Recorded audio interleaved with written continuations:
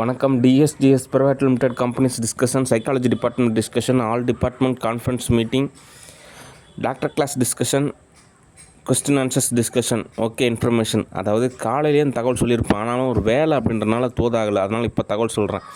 என்ன தகவல் அப்படின்னா, எங்கள் சித்தப்பா ஃபேமிலியில் எங்கள் சித்தப்பா சிவில் இன்ஜினியரிங் படிச்சிருக்காரு.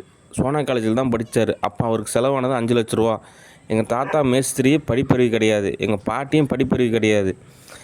ஒரே பையன், அதனால் லவ் பண்ணாங்க அப்படின்றனால கல்யாணம் பண்ணி வச்சுட்டாங்க. அந்த நபரும், அதாவது வீட்டுக்கு வந்த அந்த பொண்ணு பள்ளிக்கூடமே தாண்டல.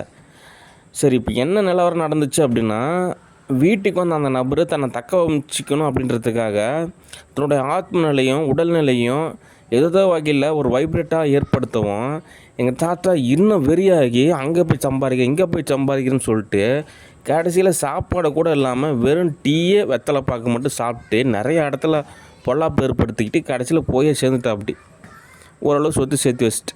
ஓகே, ஒருவேளை இந்த நிகழ்வுக்கு ஒரு மாற்று தீர்வு எப்படி நடந்திருக்கலாம் அப்படின்னா, இந்த கழுதை என்ன பண்ணிருக்கலாம் அப்படின்னா, ஒரே ஒரு தையல் மிஷின் ஒன்று வாங்கி வாரத்துக்கு ஒரு ஜாக்கெட்டு கூட தைச்சி அதில் வரக்கூடிய வருமானத்தை ஓரளவு பாக்கெட் மணி மாதிரி பயன்படுத்தியிருந்தாங்க அப்படின்னா, அவங்களுக்கு அந்த உணர்வு நிலையை ஓரளவு சமநிலை ஏற்பட்டிருக்கும்.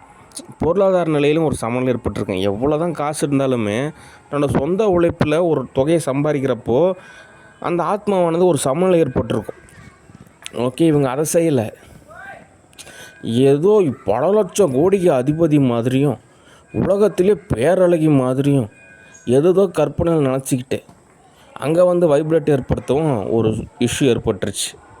ஓகே, அதுக்கு தான் நான் காலையில் ஒரு தையல் மிஷின் வாங்கி கொடுத்து, இந்த மாதிரி தையல் மிஷினில் வாரத்துக்கு ஒரு ஜாக்கெட் கூட தைச்சி கூட நீங்கள் ஒரு செலவுக்குன்னு ஒரு காசு சம்பாரிச்சிக்கிங்க, அது ஓரளவு உணர்வுநிலை சமநிலைப்படுத்தும் அப்படின்னு நான் சொன்னேன். ஆனால் அது புரியல.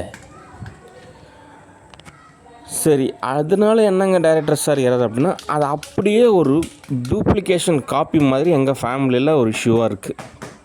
ஓகே, இந்த மாயம் ஃபேமிலியை பொறுத்த வரைக்கும் சொல்லணும் அப்படின்னா, ஆரம்பத்துலேருந்தே சொல்லணும்.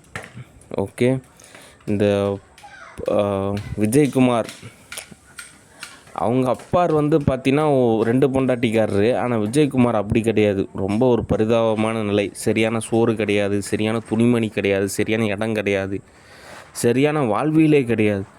அப்படி இப்படின்னு அடித்து எதனோ ஒரு வாழ்வியலில் வாழ்ந்துக்கிட்டு ஒரு தொழிலை கற்றுக்கிட்டாரு. அதுக்கப்புறம் ஒரு திருமணம்.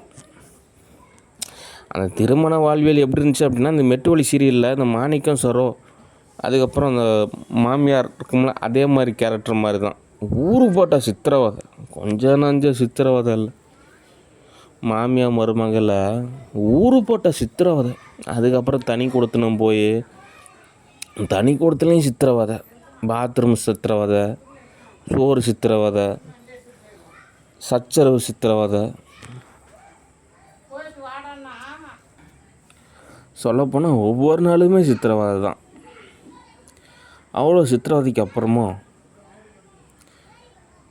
இந்த மாயம், அதுக்கப்புறம் கரப்பாம்பூச்சி. மாயனை பொறுத்த வரைக்கும் தாகப்பட்டி கேட்டில் படிப்பு அந்தளவுக்கு தோதாகலை. அதுக்கப்புறம் இங்கே பனைமரத்துப்பட்டியில் படிப்பு நல்லா தோதாச்சு. ஆனாலும் ஓரளவு எல்லாமே எஜுகேஷன் சம்மந்தமாக தோதானாலுமே அதெல்லாமே 10th ஸ்டாண்டர்ட் வரைக்கும் தான். 11th 12thலாம் ஸ்பான்சர் கிடையாது. கொஞ்சம் சித்திரவதை தான். ஆனால் கரப்பாம்பூச்சி மாயனை ஃபாலோ பண்ணிகிட்டே இருந்ததுனால ஓரளவு 10thலேயும் 12thலேயும் மார்க்கு. அதுக்கப்புறம் மாயன் அது இதெல்லாம் விலகி போனதுனால அந்த கரப்பாம்பூச்சிக்கு ஓரளவு ஸ்பான்சரு. சரி, இப்போ என்ன ஸ்டேட்டஸ் அப்படின்னா, மாயன் ஃபேமிலியை பொறுத்த வரைக்கும் மாயனுக்கு ஃபேமிலியே கிடையாது. அது கரப்பாம்பூச்சி ஃபேமிலி தான். ஓகே, இந்த கரப்பாம்பூச்சி என்ன பண்ணுறான், அதே மாதிரியான ஒரு டூப்ளிகேஷன் காப்பியில் ஒரு கேரக்டரை கொண்டு வரான். அந்த கேரக்டரு ஆல்ரெடி ஒரு இடத்துல வேலை செஞ்சு வீட்டுக்கு வந்திருக்காங்க. இப்போ அந்த கேரக்டர் இப்போ என்ன நினச்சிக்கிறாங்க அப்படின்னா, உலகத்தில் நம்பர் 1 பேரழகி, நம்பர் 1 பணக்காரி, நம்பர் 1 டேலண்ட் அப்படின்னு நினச்சிக்கிறாங்க. அப்படிலாம் ஒன்றுமே கிடையாது. அது எதுக்காக அப்படி நினச்சிக்கிறாங்க அப்படின்னா, ஒரு சுயச்சார்பு அடையாளம் அப்படின்னு. அதாவது இப்போது ஒரு நாட்டில் ஒரு பெரிய தலைவர் இருக்காருன்னு வச்சுங்க, அந்த தலைவரே கவுத்துட்டோம் அப்படின்னா அப்போ அவரு தான் யார் கவுத்தாங்களோ அவங்க தானே பெரிய ஆள் அப்படின்ற கான்செப்டில் அவங்க நினச்சிக்கிறாங்க. அப்படிலாம் கிடையாது. ஒரு சம இயல்பில் இருக்கணும். ஓகே. இப்போது இந்த கரப்பாம்பூச்சியோட ஒரு கேரக்டரோட வைப்ரேஷனால் நம்ம வந்துட்டு எல்லாமே மூவ் பண்ணுறோம். Over vibration. நீங்களாம் பக்கத்துலேயே நிற்க முடியாதுங்க. நீங்கள் நேராக டாஸ்மார்க்கு தான் போய் ஆகணும். நீங்கள் ஒரு நிமிஷம் பார்த்துட்டீங்க அப்படின்னா ஒரு வருஷத்துக்கு நீங்கள் டாஸ்மார்க்லேருந்து வெளியே வரக்கூடாது. அப்படியே வைப்ரேட் ஆகணும். இப்படிலாம் கற்பனை பண்ணிக்கிறாங்க. அந்த அளவுக்குலாம் ஒர்த்தே கிடையாது. ஏதோ வேற ஒரு நபராக இருந்தால் பரவாயில்ல, இத்தனையும் ஸ்கூலில் படித்தேன்றாங்க. இதெல்லாம் சரியே கிடையாது.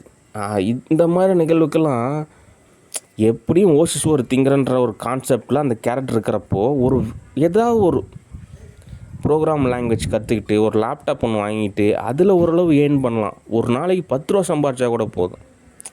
அட்லீஸ்ட் ஒரு வாரத்துக்கு 10 ரூபா சம்பாரிச்சா கூட போதும். அந்த ஆத்மாவானது சமநிலை ஏற்படும். சும்மா கரப்பாம்பூச்சி சம்பாதிக்கிறான், அவனுக்கு ஒரு மண்டை கசாயம் ஃபேமிலி இருக்குது, இந்த பைத்தியக்காரனை தான் சொல்கிறேன், ஒரு ஃபேமிலி இருக்குது, சரி பொழைச்சிக்கலாம்னு நினைக்கிறதுலாம் சரி கிடையாது. ஓகே. இவங்களுடைய ஆளுமை நிலைக்கு நம்மளை மட்டுப்படுத்துறதுன்றது தான் கொடுமை. சரி இப்போ வந்துட்டு என்ன ரிசல்ட் அப்படின்னா மாயன் ஃபேமிலி மாயனுக்கு கிடையாது அவ்வளோதான் அப்படின்றப்போ நமக்குன்னு ஒரு புது ஃபேமிலியை நமக்கு நிச்சயமாக தேர்ந்தெடுத்துக்கணும். ஓகே. என்னங்க டைரக்டர் சார் ஃபேமிலி தங்கம் வைரம் வைடூரியம் முத்து பவளம் அப்படிங்க அதெல்லாம் ஓகே. ஆனால் ஒரு டாக்டராக ஒரு உளவியல் ரீதியாக நம்ம ஒரு விஷயத்தை இப்படி தான் அணுகி ஆகணும். ஓகே. அதனால் இப்படி தான் ஸ்டேட்டஸு. மற்றபடி யதார்த்த ரீதியாக இந்த மாதிரியான உளவியல் ரீதியான விஷயத்துக்கெல்லாம் எப்படிங்க டாக்டர் தீர்வு அப்படின்னா, இந்த மாதிரியான உளவியல் நிகழ்வுக்கெல்லாம் எப்படி தீர்வு அப்படின்னா, இப்போ நான் ஓரளவு பெரிய பணக்காரனாக மாறின்னு ஒரு பெரிய வீட்டில் வாழ்கிறேன்னு வச்சுங்க, அப்போ இந்த கரப்பாம்பூச்சியும் ஒரு கேரக்டர் வராங்கன்னு வச்சுங்க, அப்போ நான் பாத்ரூம் போய் போட்டி பண்ணணும். அவங்க எதாவது திங்க போகிறாங்கன்னு வச்சுங்க, கொஞ்ச நேரம் வெயிட் பண்ணுங்க, எதுங்க அப்பயே திங்கிறீங்க அப்படின்னு சுழுக்குன்னு பேசணும். அதுக்கப்புறம் அவங்க ஏதோ பொருள் எடுத்தான்னு வச்சுங்க, பார்த்துடா அவங்க ஏதோ திருடிட்டு போகிறாங்க, இது நமக்கு ரொம்ப காஸ்ட்லி அப்படின்னு சுருக்குன்னு பேசணும். அடுத்து அவங்க ஏதோ கொஞ்சம் ரெஸ்ட் எடுக்க போகிறாங்கன்னு வச்சுங்க, பார்த்துங்க கரண்ட்டு பில்லு ஏசி கொஞ்சம் ஆஃப் பண்ணிவிட்டு தூங்குங்க. இந்த மாதிரிலாம் நடக்கிறப்ப தான் அவங்களோட ஆத்ம நிலையானது நம்மளும் இதே மாதிரி தானே மற்றவங்க நடந்திருப்போம், இப்போ நம்ம இந்த மாதிரிலாம் நடந்துக்கூடாதுன்னு அப்போ தான் அவங்களுக்கெல்லாம் புரியும். ஆனால் இந்த மாதிரியான ஒரு விஷயத்தெல்லாம் நான் செயல்படுத்தணும்னு நினைக்கவே மாட்டேன். ஏன் அப்படின்னா நான் ஒரு உயர்ந்த மேன்மை நிலையில் இருக்கேன். ஓகே. ஆனால் மனித நிலை ஆத்மாவில் அந்த சொல்கிறாங்க first dimension, second dimension, third dimension, அதுக்கு மேலே சான்ஸே கிடையாதுன்றாங்க. அது ஒரு வகையில் உண்மை தான். ஓகே. ஆனால் ஒரு சில நபர்களுக்கு மட்டும் விதிவிலக்கு இருக்குது. அந்த நிறைய பேர் விதிவிலக்கு சித்தர்கள் சொல்கிறாங்க, சப்தரிசிகள் சொல்கிறாங்க. ஓகே. அதனால் இந்த மாதிரியான ஃபேமிலி இஷ்யூலாம் இப்படி தான் நம்ம ஆத்ம ரீதியாக தான் சால்வ் பண்ணணுமே தவிர ஒரு ஃபிசிக்கலாக வந்துட்டு சால்வ் பண்ணுறதுன்றது தீர்வாகாது. ஏன்னா ஆத்மாக்கான ஒரு நிகழ்வில் ஆத்மாவுக்கான நிலையில் தான் சால்வ் பண்ணணும். ஓகே. மேக்ஸிமம் இப்போ எர்த்தை பொறுத்த வரைக்கும் எல்லாமே ஒரு ஆத்மநிலை இஷ்யூவாக தான் இருக்குது. அதனால் அந்த ஆத்ம நிலையிலே தான் நம்ம சால்வ் பண்ணணும். ஓகே.